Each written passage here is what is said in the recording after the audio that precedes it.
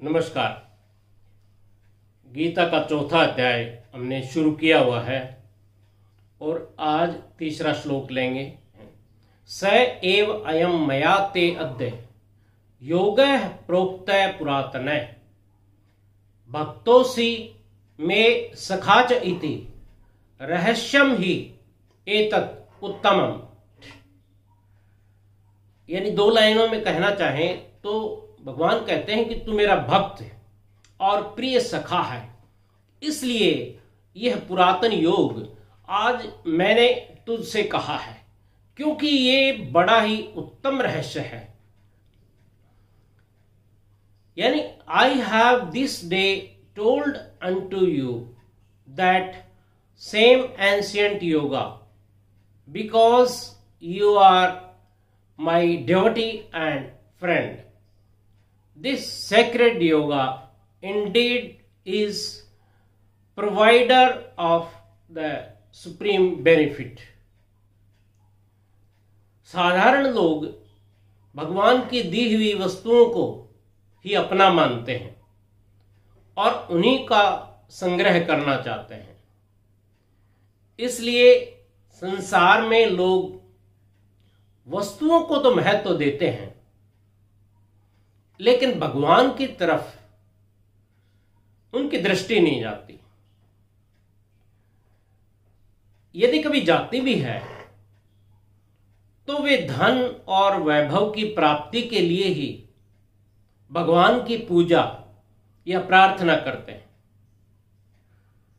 लेकिन वास्तव में वस्तुओं को चाहने वाले वस्तुओं के भक्त हैं और भगवान को चाहने वाले भगवान के भक्त होते हैं। यदि भगवान मिल जाए तो वस्तुएं मांगने की आवश्यकता ही नहीं पड़ती, क्योंकि इसके बाद वैभव अपने आप आता है। अर्जुन ने नारायणी सेना की ताकत का त्याग करके केवल भगवान का ही वर्ण किया था, तो गीता का दिव्य उपदेश अर्जुन को मिला और राज्य भी मिल गया। कर्मयोग में कर्म संसार के लिए होते हैं और योग अपने लिए होता है, परंतु अपने स्वार्थ के लिए कर्म करने से योग का अनुभव नहीं हो पाता। योग का अनुभव तभी होगा जब कर्मों का प्रवाह संसार की ओर हो जाए, क्योंकि शरीर, इंद्रियां, मन, बुद्धि, पदार्थ, धन, संपत्ति, यश आदि जो कुछ भी हमारे पास है वह पूरे संसार का है। हम पैदा होकर बड़े हुए हैं, संसार के बीच में बड़े हुए हैं, संसार से ही सीखा है, संसार में जो चीजें पहले से थी उनका इस्तेमाल किया है। माता पिता हमें पहले से मिले, मित्र पहले से मिले, रिश्तेदार परिवार हमें पहले से मिला। इसलिए जो कुछ संसार का है उसे संसार की सेवा में प्राथमिकता के साथ लगना चाहिए। यही कर्मयोग है। बाहरी परिस्थितियां कर्मों के अनुसार ही बनती हैं।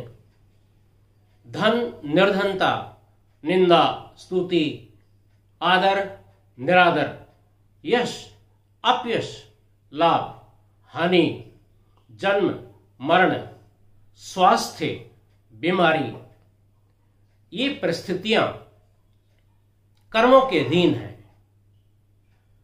शुभ और अशुभ कर्मों के फलस्वरूप अनुकूल और प्रतिकूल परिस्थिति सामने आती रहती है।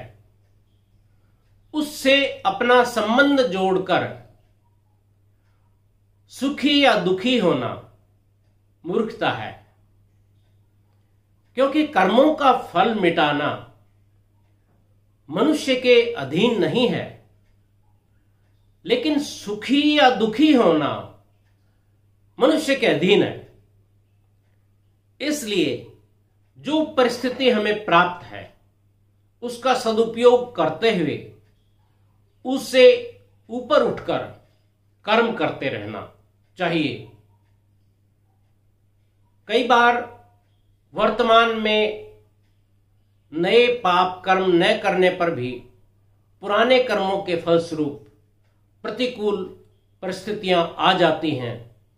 तब अंतःकरण में चिंता, शोक, भय आदि भी आ जाते हैं। इसका कारण यह है कि हमने चिंता और दुख को परिचित बना लिया है।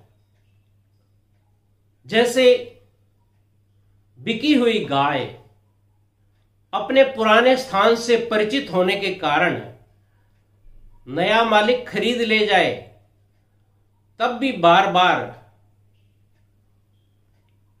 वहीं लौटकर आ जाती है, परंतु हर बार यदि उसे नए स्थान पर वापस पहुंचा दिया जाए तो कुछ समय के बाद वह पुराने स्थान पर आना छोड़ देती है। ऐसे ही मनुष्य यदि यह निश्चय कर ले कि वह परिस्थितियों से दुखी होकर चिंता और शोक नहीं करेगा, क्योंकि परिस्थितियां हमारे वश में नहीं है और यह गलती हम भविष्य में नहीं करेंगे, तो गाय की तरह चिंता और शोक लौट लौट कर आना बंद हो जाते हैं। आपका दिन बहुत ही बेहतरीन गुजरे। नमस्कार।